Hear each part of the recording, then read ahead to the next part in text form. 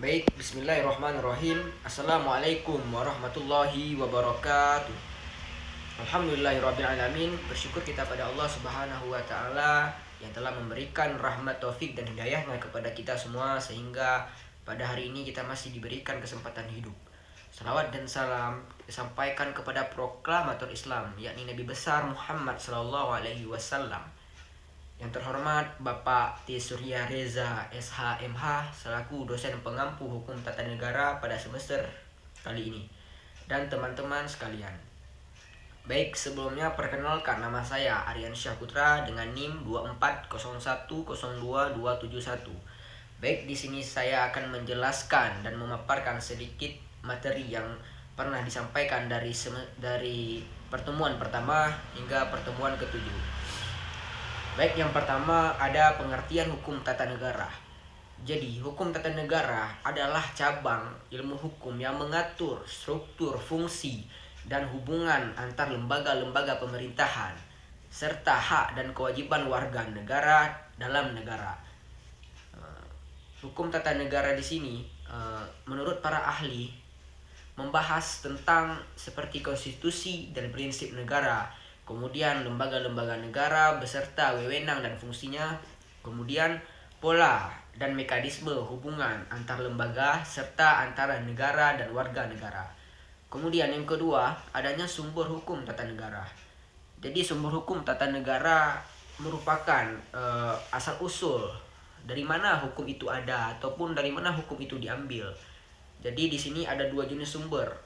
Yang pertama ada sumber hukum material, yang mana di sini material yang dimaksud material adalah landasan filosofis dan sosial seperti falsafah bangsa ataupun kebudayaan nasional. Kemudian adanya sumber formil. Sumber formil di sini berbentuk tertulis ataupun konkret seperti undang-undang, konstitusi, kemudian jurisprudensi ataupun putusan pengadilan. Kemudian adanya juga kebiasaan ataupun perjanjian internasional dan doktrin-doktrin ahli hukum lainnya. Kemudian yang ketiga adanya subjek hukum tata negara. Jadi subjek hukum tata negara di sini adalah pihak-pihak yang memiliki hak dan kewajiban menurut hukum tata negara, yaitu meliputi seperti adanya negara sebagai entitas utama, kemudian lembaga-lembaga negara yang diisi oleh eksekutif, legislatif maupun yudikatif, kemudian adanya pemerintah pusat dan daerah, kemudian adanya warga negara di sini dalam kaitan hak dan kewajibannya. Kemudian hukum tata negara juga ada membahas yaitu sejarah konstitusi. Jadi konstitusi di sini adalah hukum dasar yang mengatur tujuan, struktur, dan hubungan lembaga-lembaga negara serta perlindungan hak asasi manusia. Jadi negara konstitusi itu adalah kedudukan Undang-Undang Dasar 1945 sebagai konstitusi tertinggi di Indonesia. Kemudian konstitusi ini lahir pertama kali pada Undang-Undang Dasar 1945, itu tepatnya pada tanggal 18 Agustus 1945 setelah proklamasi kemerdekaan. Kemudian di hukum tata negara juga ada membahas tentang muatan ataupun syarat konstitusi, di mana konstitusi ini memuat seperti tujuan dan bentuk negara, kemudian adanya sistem pemerintahan, pembagian kekuasaan, hak dan kewajiban warga negara, kemudian adanya prinsip ataupun perlindungan dari hak asasi manusia, serta tata cara pengubahan konstitusi, yang dimana hal ini bertujuan agar konstitusi menjadi dasar hukum yang jelas, menjadi payung yang paling tinggi dan tetap kukuh diharapkan oleh kehidupan bernegara. Kemudian di hukum tata negara juga ada membahas yaitu negara hukum.